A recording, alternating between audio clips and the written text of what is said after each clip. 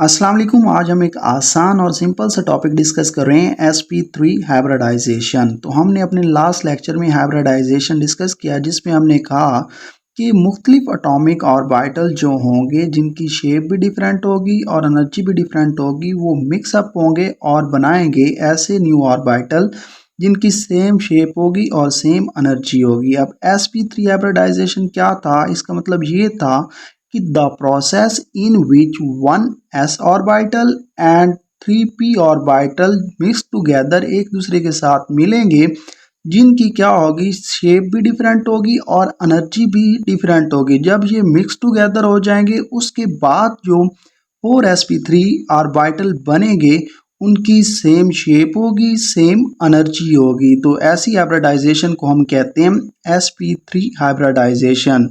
For example अगर हम diagram की बात करते हैं तो जो s ऑर्बिटल होता है वो सर्कल शेप होता है, जबकि जो p ऑर्बिटल होता है वो डंबल शेप होता है, px, py एंड pz। अगर हम इनके स्ट्रक्चर की बात करें तो टेट्राहेड्रल इनका स्ट्रक्चर होता है। अब इनका स्ट्रक्चर जो होता है वो टेट्राहेड्रल क्यों होता है ये हम आगे डिस्कस करेंगे। और अगर हम बॉन्ड एंगल की बात करें तो 109.5 है। यहाँ पे हम एक एग्जाम्पल लेते हैं मीथेन की, CH4। तो अगर हम मीथेन की इलेक्ट्रॉनिक कन्फिग्रेशन की बात करते हैं ऑफ सेंट्रल एटम और कार्बन की अगर हम इलेक्ट्रॉनिक कन्फिग्रेशन की बात करते हैं तो C6 होता है। तो इसमें हम 3 स्टेट की बात करेंगे, ग्राउंड स्टेट, एक्साइटेड स्टेट और हाइब्रिडाइज्ड स्टेट। अगर ग्राउंड स्टेट क्या होती है कि इसमें ना ही एनर्जी वो ऑब्जॉर्व करते हैं ना ही एटम क्या करता है, रिलीज करता है। पढ़ा C6 था तो 1s2 2s2 2px में एक इलेक्ट्रॉन और 2py में एक इलेक्ट्रॉन। अगर हम इस ऑर्बिटल की बात करें तो ये सबसे लोअर एनर्जी होती है, इसकी एनर्जी उससे हाई होती है और इसकी एनर्जी इससे हाई होती है। पड़ी तो ये डिफरेंट एनर्जी हो गई और डिफरेंट शेप, मतलब s ऑर्बिटल और p ऑर्बिटल इनकी एनर्जी भी डिफरेंट हो गई और शेप भी क्या थी, डिफरेंट थी।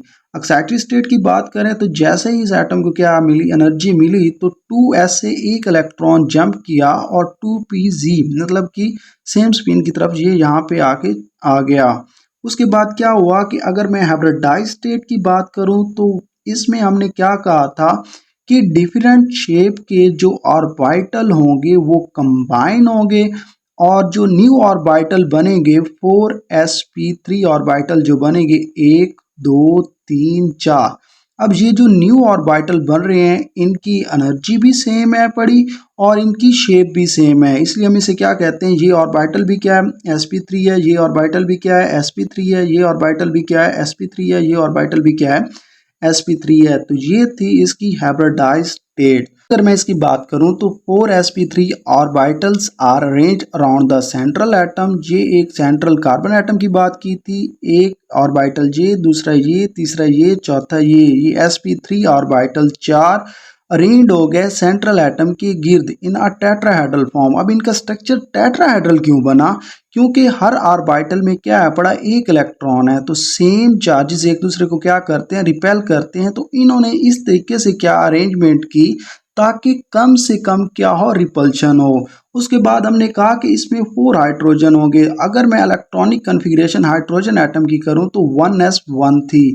तो ये 4 hydrogen atom 4 bond form between carbon atom and hydrogen atom. अब 4 बॉन्ड फॉर्म होंगे कार्बन एटम के साथ और हाइड्रोजन एटम के साथ। हाइड्रोजन एटम में हमने क्या कहा, 1s1, तो ये सर्कल शेप था। अब ये क्या करेंगे, ओवरलैपिंग करेंगे दोनों ऑर्बिटल और 4 सिग्मा बॉन्ड बनाएंगे ओवरलैपिंग के जरिए और 4sp3 ऑर्बिटल फॉर्मेशन हो जाएगी।